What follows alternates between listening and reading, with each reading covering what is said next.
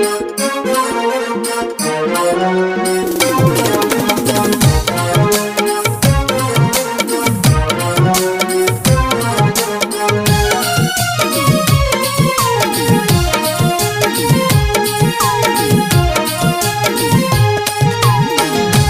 बाबा हरिहर नाथ सोनपुर में रंग लूटे।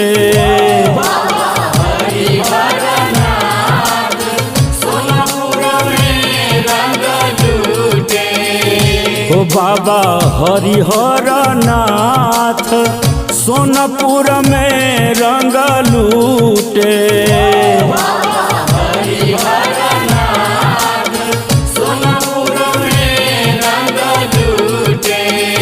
हो बाबा हरिहर नाथ, बाबा हरिहर नाथ सोनपुर में रंग लूटे। बाबा हरिहर नाथ सोनपुर में रंग लूटे। बाबा हरिहर नाथ सोनपुर में रंग लूटे।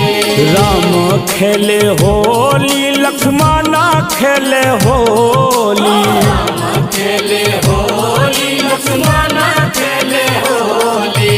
लंका गढ़ में रावण खेले होली।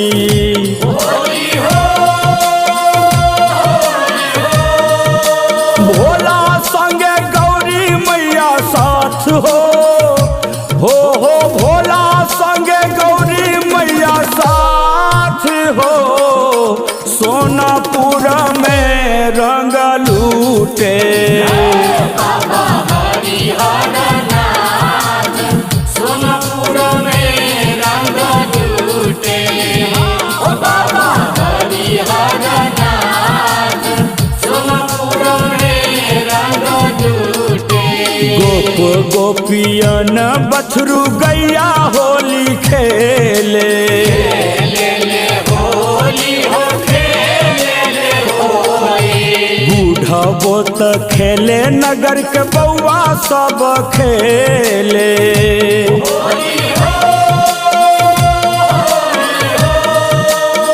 कान्हा के अबीर राधा माथ हो कान्हा के अबीर राधा माथ हो।